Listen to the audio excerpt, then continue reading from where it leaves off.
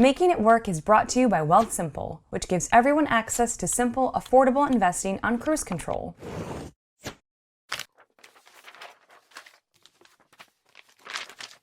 As a recent college grad, tax return season is my favorite because I get so much back. I am well aware that the further into the adult world I go, the less I will be getting back. But I'm happy to live in my bubble of naivete for a little while longer. It is one of the best feelings to get that extra cushion of cash sent directly to my bank account for me to spend as I please. I knew going into this year that I would need to spend the majority of my refund paying down my credit card bill, the balance of which I had let reach dangerously high levels during my summer of unemployment and the period of time between getting hired and getting my first paycheck. I'd hoped I would be able to put the rest into savings. Of course, it didn't go quite as planned. Here's my breakdown and whether each item was actually worth the expense. Federal refund, $2,713. State refund, $576. Total tax refund, $3,289.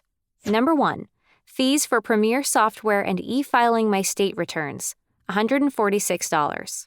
I've been more than happy to pay the fee for filing software in the past. This year, I had to level up for a Premier version of the filing software because something about filing my health savings account made it necessary. I also had to pay to file 2 sets of state returns because I live in Connecticut but work in New York. It seemed easier to pay these fees than to deal with the hassle of finding another option.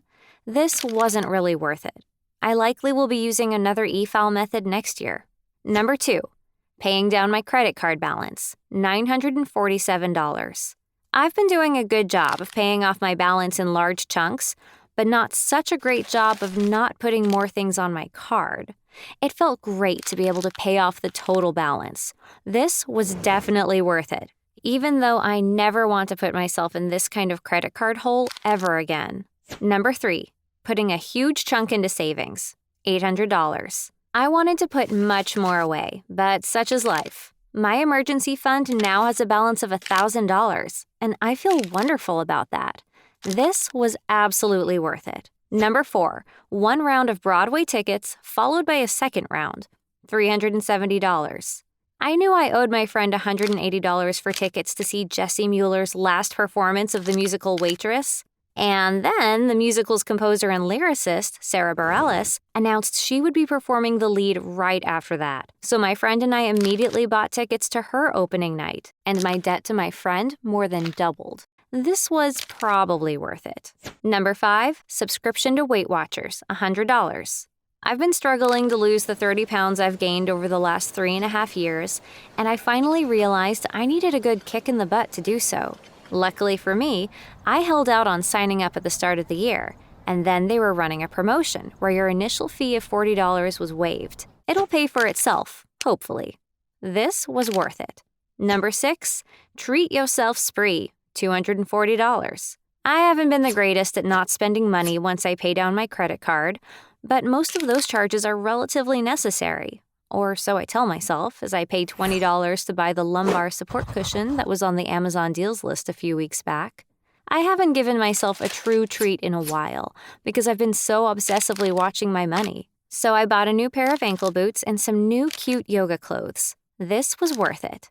Total spend, $2,593. Remaining, $686, which will be used as my checking account buffer for now, but $200 of which I will be pulling out in cash to spend on a trip in 2 weeks, so I stopped charging to my credit card. I had hoped to put more of this year's refund in savings, but I guess shit happens. The biggest lesson I've learned from tracking this refund is to pay attention to whether your spends are worth it. For example, using up 1/3 of my money was worth seeing my credit card balance get to 0, even if I never want to have to do that again. I also think that by doing one big treat yourself spree, I'll hopefully stop excusing little expenses that often rack up to way more than just one big splurge. I plan to adopt this method of writing down everything I spend money on, at least temporarily, to help me truly pay attention to where my money is going.